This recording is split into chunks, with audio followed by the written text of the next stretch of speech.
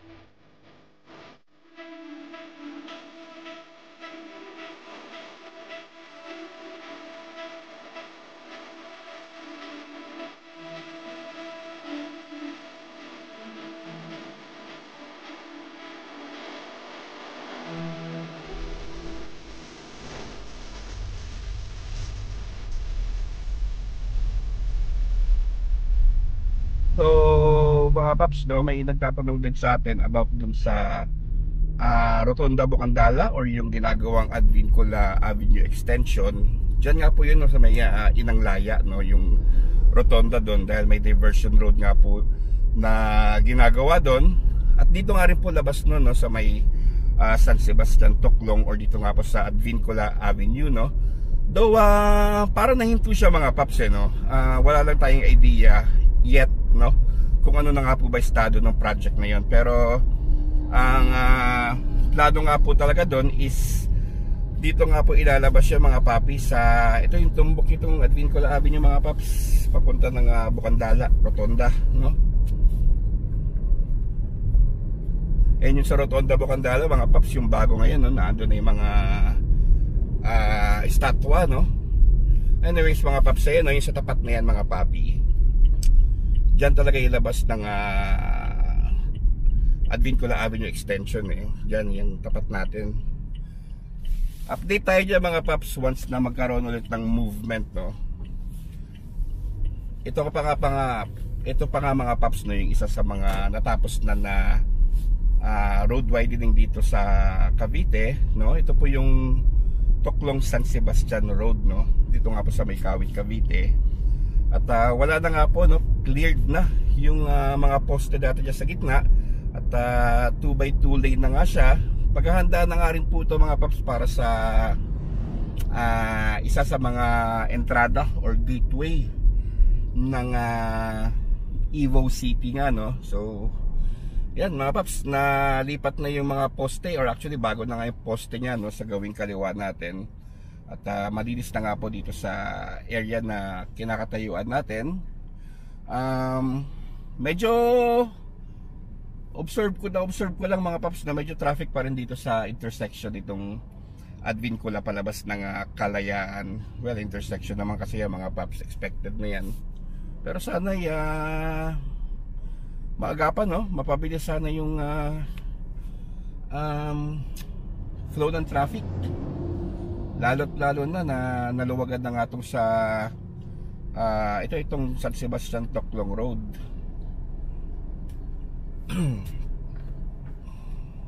So yun nga mga paps, no, yung sa Evo City, nakita nyo naman po yung mall, no, na meron na nga pong groundworks. May mga matataas na crane na nga po doon. Hindi lang po natin sure mga paps kung anong size ng Ayala Mall dyan, yung tabi ng tawag dito, tabi ng SNR. Ayun yung simbahan mga paps, no? Ang angas, no? Ganda laki. Taas nung bubong niya In fact mga paps, pag nag-drive kayo pababa ng Advincula Avenue palabas ng Centennial Road, mapapansin nyo talaga dahil para mas mataas pa siya sa sa SNR. And isa pa nga po sa kagandahan dyan sa yan, yung part na yan ng Centennial Road is yun nga, daming bagong establishments na itinayo, no? Nandiyan na nga SNR, yung tawag dito, yung Dunkin Donut, Contis, meron din doon, ano? Seattle's Best. So unti-unti na nga po nagsusulputan, no, yung mga malalaking restaurant or establishment dyan nga po sa Centennial Highway. Lalo na nga po mga paps, pag nabuo na itong Evo City, definitely ganda na tingnan itong part ng Kawit na ito, no? So yung Evo City location niya talaga, yung pinaka main entrance niya is sa tapat mismo ng munisipyo ng Kawit, no? So naandun yung kanilang sales office. Naimbitahan na nga rin po tayo minsan doon mga paps, no? Para mag-cover nung kanilang residential na for sale. And habang nag-aantay tayo sa traffic ito mga paps, maigi na rin siguro na magbigay tayo ng mga shoutout, no? Teka mga papi ha. Unang-una, gawa natin ng shoutout si wait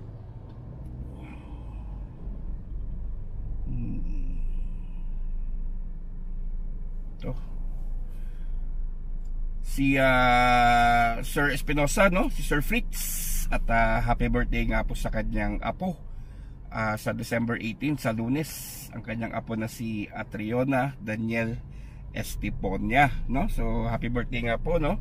At ingat po kayo dyan Sir Fritz sa Kuwait, no? Kuwait. At also pa shoutout na rin natin si Alan, no? Alan sa Avedra, no? Shoutout sa iyo sir. At minsan nga pa ibibisitahin natin yung East-West Lateral Road, no? Anyways, ito na mga paps, no? Buhos na. Grabe, nagka-traffic na rin sa intersection dito, no?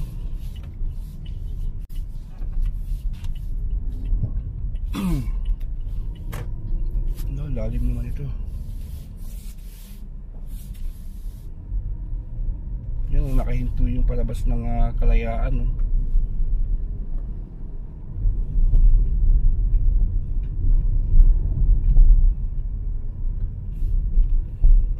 So yun nga, no? At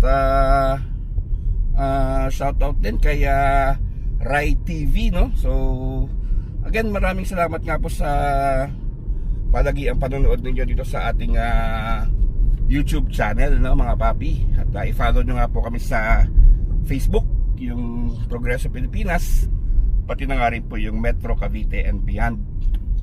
Okay, so mga paps, yun nga po, no, nagbigay lang po tayo ng konting paunlak dyan nga po sa Evo City, dahil matagal-tagal na nga po tayo hindi nakabalik. At nag-worry nga po tayo, no, kasi parang walang movement, pero meron naman po mga paps. So ginagawa na nga po yung mall, yung simbahan, tsaka yung road network nya.